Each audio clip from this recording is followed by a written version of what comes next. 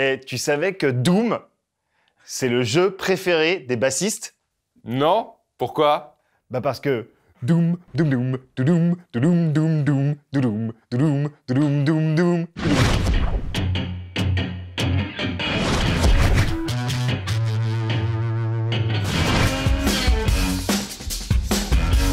En 1993, ID Software publie Doom. Leur jeu devient instantanément culte, se vend à plusieurs millions d'exemplaires et engendre un véritable raz-de-marée de descendants. Et juste pour le plaisir de se replonger dans cette période géniale, durant laquelle on ne vivait que par et pour ce qui se passait sur l'écran de notre Pentium, on a fait un classement de nos 3 Doom-like préférés.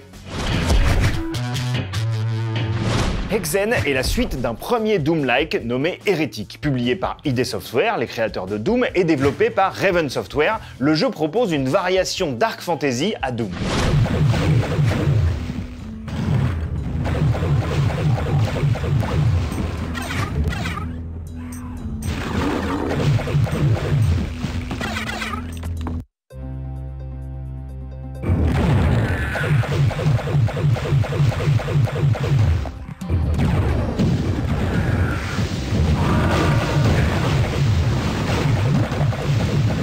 Comme chaque jeu suivant les traces de Doom, Hexen propose quelques évolutions techniques, comme le fait de pouvoir regarder et viser en haut et en bas, l'influence de la météo sur le gameplay, ou encore la création d'un inventaire qui permet de stocker des objets. Le slogan du jeu à sa sortie, un jeu de seigneurs pour les seigneurs. 24 ans plus tard, ça me vend toujours du rêve.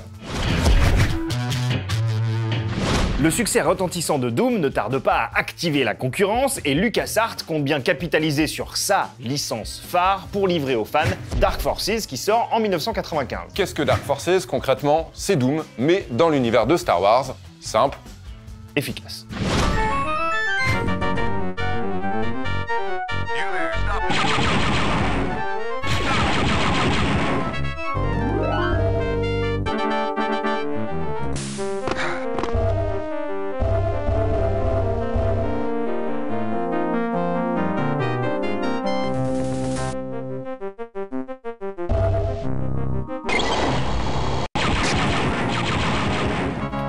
Ce qui est amusant aujourd'hui, c'est de constater qu'en fait Dark Forces était une préquelle à l'épisode 4, Un Nouvel Espoir, 20 ans avant Rogue One. Du coup, on suppose que cette histoire de mercenaires rebelles qui volent tout seuls les plans de l'Étoile Noire n'est plus vraiment considérée comme faisant partie du canon de la saga. Mais le jeu reste hyper fun, agréable à jouer et proposait à l'époque un véritable spin-off vidéoludique de Star Wars, un jeu 100% fanservice de qualité. This is an unfortunate setback. The Force is strong with Katarn. Allez, ça y est, on vous entend déjà vous étonner de l'absence de Quake, Half-Life ou encore Duke Nukem de ce top 3. Mais, franchement, ne pas mettre sur le haut du podium un jeu où vous incarnez un Américain white trash qui dézingue des envahisseurs aliens et dont la potion de soin est une flasque de whisky qui rend l'affichage flou si vous en abusez, c'était juste pas possible.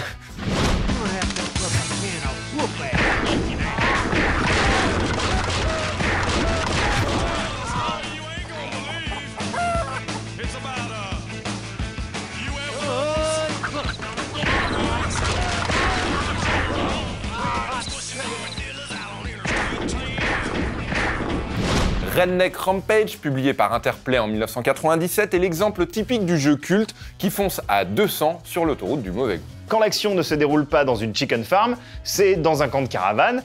Si vous en avez marre de vous battre avec un fusil à pompe, vous pouvez sans problème vous tourner vers le bâton de dynamite ou encore le célèbre soutien-gorge mitraillette. Autre point fort, le jeu propose un challenge relevé, un level design assez exigeant et une aventure loufoque vraiment prenante. Hexen, Dark Forces, Redneck Rampage sont facilement disponibles pour toute personne tentée par un rétro gaming de qualité. Ces jeux ont vieilli, mais leur qualité, elle, traverse le temps. Comme toi. Exactement.